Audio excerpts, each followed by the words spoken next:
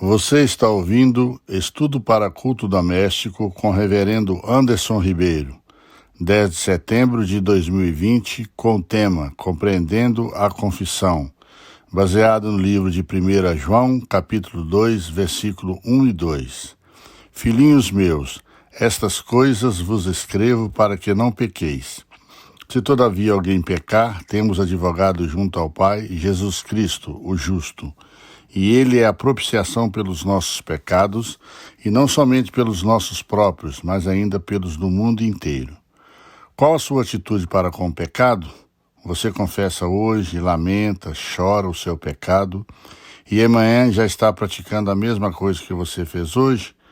No contexto do nosso texto, João declara: se confessarmos o nosso pecado, ele é fiel e justo para nos perdoar o pecado e nos purificar de toda injustiça. 1 João 1,9.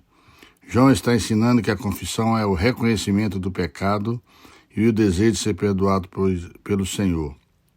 Pois existem aqueles que acham que não pecam, mas estão enganando a si mesmos, além de chamarem a Deus de mentiroso. 1 João 1:8, 10.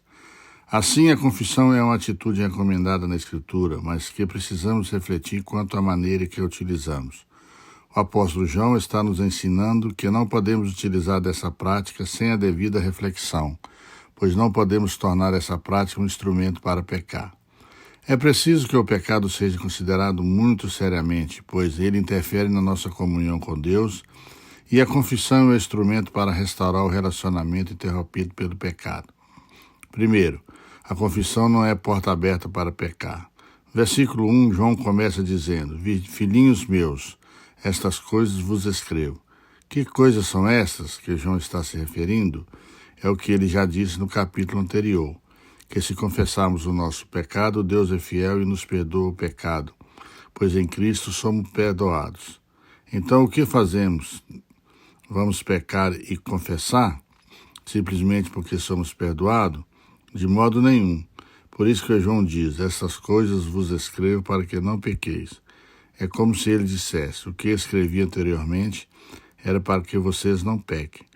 João quer deixar claro que a confissão não é uma porta aberta para pecar. Pelo contrário, o crente tem que lutar contra o pecado e não buscá-lo, porque pode confessar e ter o perdão. Depois ele acrescenta: se todavia alguém pecar, com isso ele está mostrando que o pecado é circunstancial e não uma prática habitual, pois esta é a atitude de quem ainda não foi alcançado pela graça de Deus, pois esse vive na prática do pecado e se deleita nele. 1 João 3,6. Mas se o crente pode ter a certeza do perdão, pois ele tem um advogado diante do Pai, com isso ele nos ensina a deleitarmos no perdão, pois através dele podemos ter o nosso relacionamento com Deus restaurado e voltamos a desfrutar da alegria da salvação. Segundo, o custo do perdão, versículo 2. Outro aspecto quanto à confissão é o preço do perdão. Quanto custa o perdão? João diz: ele é Jesus, é a apropriação pelos nossos pecados. O que João quer dizer? Esta ideia da apropriação tem a ver com o Antigo Testamento, quando alguém oferecia o sacrifício de um cordeiro sem defeito pelo seu pecado.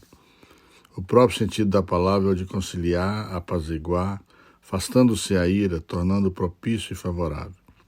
Com isso, João quer dizer que através da morte de Cristo, Deus nos perdoou de tal maneira que afastou de nós a sua ira.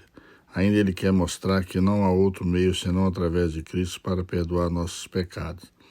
Assim, não é nenhum esforço nosso, pois o resgate da alma é caríssimo e ninguém pode pagar. Todavia, o apóstolo Pedro diz: sabendo que não foi mediante coisas corruptíveis como ouro ou prata que fossem resgatados, mas pelo precioso sangue como de cordeiro sem defeito e sem mácula, o sangue de Cristo.